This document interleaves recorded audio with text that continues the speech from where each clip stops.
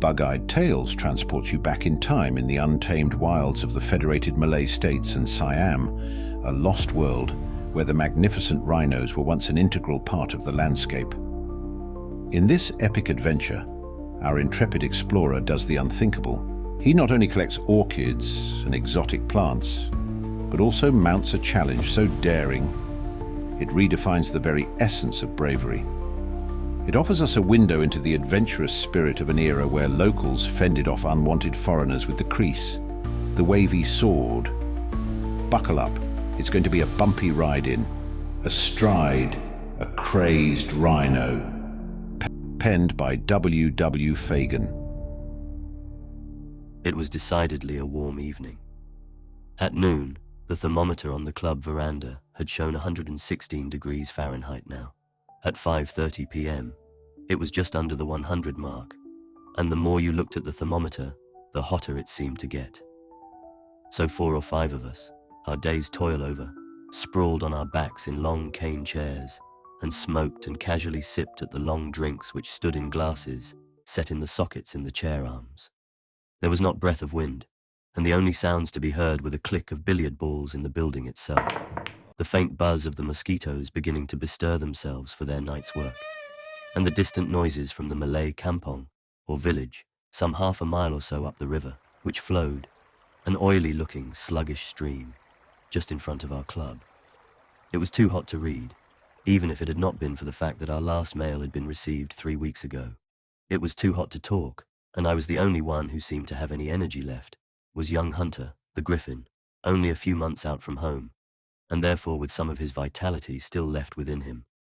And he it was who played billiards, with himself. As there was not a white woman within hundreds of miles, our appearance, for the most part, was, well, let us call it dégagé. Those who dwelt in the little bungalows near the club were suitably garbed in naught, save pyjamas and slippers. Presently, there was a bit of a stir outside as a boat landed another of our little coterie, in the person of the doctor. His advent was welcome because he went everywhere, saw everything, and could tell you whether Jones, who was playing bridge with you last night, was dead or down with fever. So he had hardly entered when somebody said, "Anything doing, Doc? You're later than usual tonight." Dr. Briggs, late assistant surgeon and now medical advisor to His Highness, the Sultan of Tingano, a Siamese protected state, taken over by the British, in whose country we dwelt, seized upon an unoccupied chair before he replied. "I say, you fellows," he demanded, "have any of you seen a stranger, a queer-looking little chap, sunburnt to a sort of saddle colour, all in khaki rags too, has a lot of barang, luggage, and was up at the kampong inquiring where he could put up for the night. Speaks Malay, Packer Malay, like a book, my boatmen say. If I'd seen him, I should have told him to keep clear of the kampong on account of the smallpox." Just then, before any of us could speak, Hunter, who for some minutes had been trying unsuccessfully to deter a train of ants from mounting the club steps, shouted, "Great snakes! What's this, the missing link or the Mahdi?" For coming along the path from the direction of the Malay village was a little man, clad in a distinctly disreputable suit of khaki. He was evidently old, yet he walked with the springy, wiry gait of a youngster, and with a clear grey eye, his many-lined face had been tanned to what the doctor's boatmen had called it, saddle colour. Stepping briskly up, he addressed us collectively. "Good evening, gentlemen. This is, I presume, the club. I hope you will pardon me, but could any of you tell me where I can camp for the night? I had intended staying at the village, but they've got smallpox there. Not that I mind that myself, but my boatman would be sure to get it. They always take everything that's going. I wouldn't trouble you, but it's going to rain. Rain heavily too, and I haven't had time to get my tents unpacked." A babel of cries answered him. "Come in, sir, come in. Here, boy, a stenga and cigars." "I can give you a bed, sir. I've got a long chair and a mosquito net." "I've got a whole spare bungalow with nothing in it but a hantu, a ghost." For strangers were rare in those parts, and there was something about the old man which awakened our curiosity. The stranger bowed courteously all round and then said something to a Malay lad who had been following him.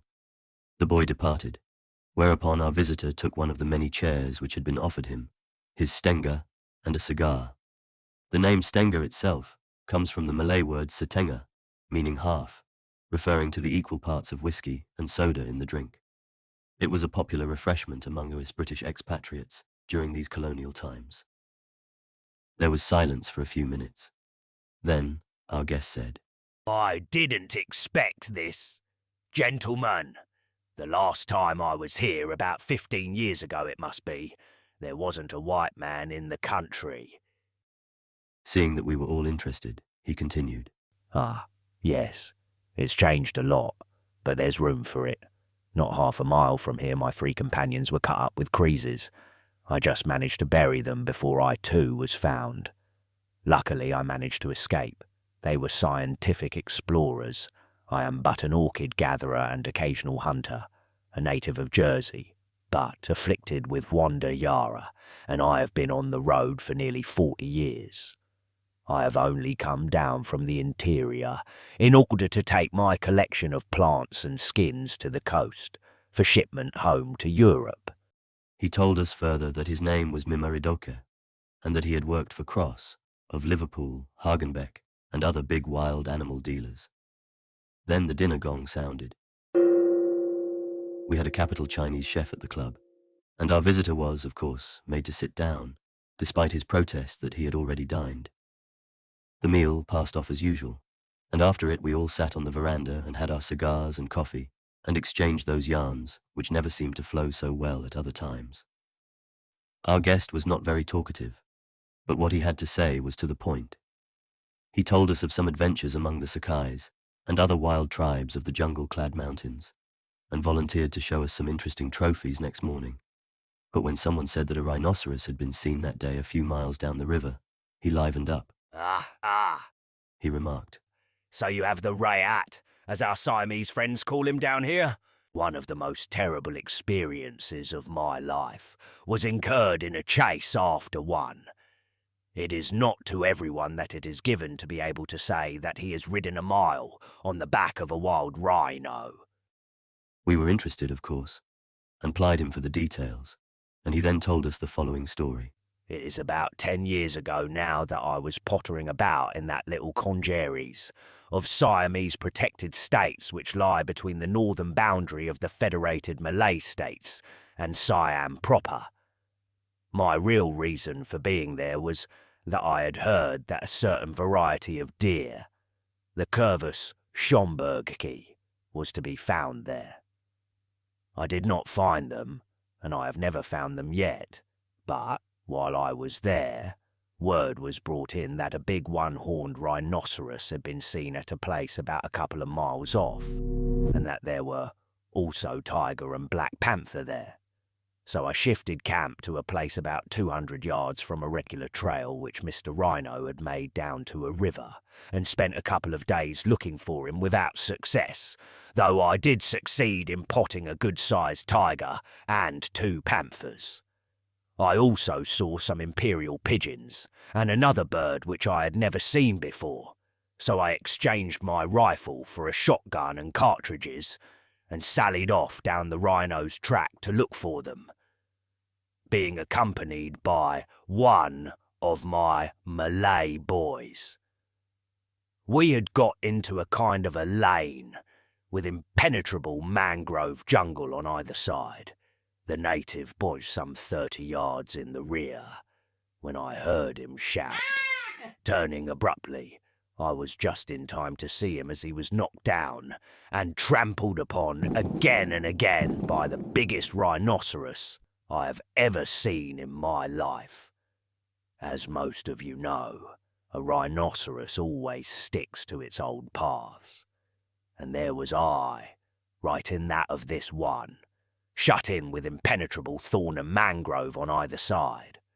I had nothing but my fowling piece and small shot cartridges, together with this knife here, and I thought my time had come. I bolted down the jungle lane for a few yards at my best speed, when safety appeared in the shape of a huge mango tree, with a big, bare branch stretching almost horizontally across the track at about 10 feet from the ground. Quick as thought, I scrambled up the trunk, and seating myself on the branch, looked around, but a slight curve in the track hid the rhinoceros from my view.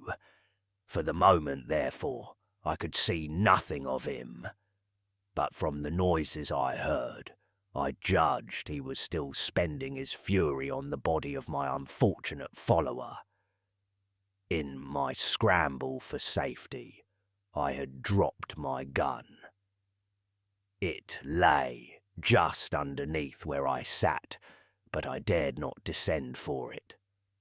It would have been quite useless to me if I had, for I had nothing about me but cartridges, charged with the smallest of shot, so as not to injure the skins of the birds I was seeking. While waiting thus, I became aware of two distinctly unpleasant facts. One was that the limb on which I sat was swarming with myriads of red ants, soldier ants, whose bite is like the pricking of a red-hot needle, and that these were gradually swarming over me. My second discovery was that the branch was utterly rotten. Still, it had borne my weight so far, and I trusted that it would continue to do so until my enemy had gone on to the river. And then the ants began to bite. I brushed them off as well as I could, and while I was doing this, I heard the rhinoceros coming slowly down the trail. Upon arriving at my gun, and just underneath me, the unwieldy brute paused and started sniffing, or rather, snorting at it. Then, as if intentionally, he deliberately put one of his 4 feet on the grip of the stock, which snapped through like a rotten carrot. "Confound you!" I cried angrily, and as the brute raised his head, feeling quite safe and very annoyed, I tried to kick him on the horn. I did that, I was. There was a sudden crack, the branch gave way, and down I went, landing astride right on the brute's back, and with the dead limb across his quarters, just behind me. The bulky brute was probably more astonished than I was myself at this sudden onslaught from aloft, for he broke at once into a lumbering run. It was a curious position for a man to be in, but I didn't stop to think much about it. I wanted to settle matters before some branch swept me from my perch or my queer steed started to wallow in the river, as once I was off his back, he might finish me as he had done poor Yusuf. So leaning forward, with one hand I grabbed his solitary horn, and with the other I sought his knife. It was a strong, dagger-like affair, with a blade some 6 inches long and as edged like a razor. Clinging as tightly as possible to the brute's withers with my thighs, I got the point of the knife level with his left eye, and then, with all the strength I was master of, thrust it in up to the hilt. The animal gave one unearthly bellow, and then left the beaten trail, ploughing and stumbling heavily through the mangroves and ataps made from the leaves of the nipa palm. We said, mendacious ourselves, that we didn't doubt its truth in the least, but of a verity I thought that Mr. Mimaradoka, with a trifle of practice, could give Baron Munchausen points and a beating, and I never saw him again. Several years had passed away, and I found myself in the jungles of the little Siamese suzerain state of Perilous, talking to a Penghulu, or district head man. We talked shooting. Everyone does in those parts. "Ah, Tuan, Said the old man. it is a pity that the great hunter is dead. What great hunter do you mean? I queried. He, the great hunter who rode on the demon rhinoceros in Settle and slew him with a knife. He who feared neither the Hantu or ghost by night, nor the tiger by day or night. Come, Tuan, I will show you his grave." Wondering, I went with him to a mound at the foot of a huge dammer resin tree. It had been neatly bordered all round with slabs of stone.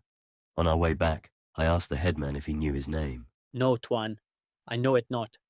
But the Raja sent his things to Bangkok at the time of the sending of the annual tribute, and it may be that those there will know. But there were some things forgotten, and I've kept them to send when one goes that way." So saying, he went to a shelf and returned with a biscuit tin, from which he produced a battered silver watch with a leather guard. On the face of the watch was the maker's name, Pelletier St. Helens. There were one or two other trifles, and among these a curious carved pipe, which I at once recognized as the property of our visitor at the club on that evening years before. And so the story of his strange ride on a rhino may have been true after all. As I held the curious carved pipe and gazed upon the battered watch, the life of Dr. Mimaridoke seemed to unfurl before my eyes, a tapestry woven from threads of adventure, danger, and the unyielding pursuit of knowledge. Born in Jersey, a tiny island with vast seas that whispered of the unknown, Mimaridoke's heart had always beaten to the rhythm of exploration. He left behind the familiar shores of his homeland to dive into the depths of the world's most secluded jungles. His life was marked by encounters that few could imagine, and even fewer would dare to face. The great hunter, as the headman had called him, had lived among tribes, charted untrodden paths, and faced the beasts of the night and day with a courage born of genuine passion and curiosity about the natural world. His story was not just about survival against a wild rhinoceros, but about bridging worlds, bringing the secrets of remote jungles to the libraries of Europe, turning folklore into recorded history. The grave at the foot of the Dama tree stood as a silent testament to a life that had danced dangerously with death on countless occasions, yet always with a respect for the wild and its creatures. Dr. Mimaridoke had not just passed through these jungles, he had become a part of their lore, as much a figure of mystery and awe as the Hantu ghosts the locals whispered about in the twilight. Reflecting on the tales the headman shared, it became clear that Mimaridoke's legacy was etched not only in the annals of exploration, but in the hearts of those who had known of his exploits. His life, a vibrant echo in the lush greenery of the Siamese jungle, reminded us that the spirit of adventure does not merely discover paths, it creates them. And so, as I left the grave behind, walking back through the dense undergrowth that Mimaridoke had once navigated, I realized that in every corner of this earth, there are stories waiting to be told, as long as there are those brave enough to ride the rhinos of their time.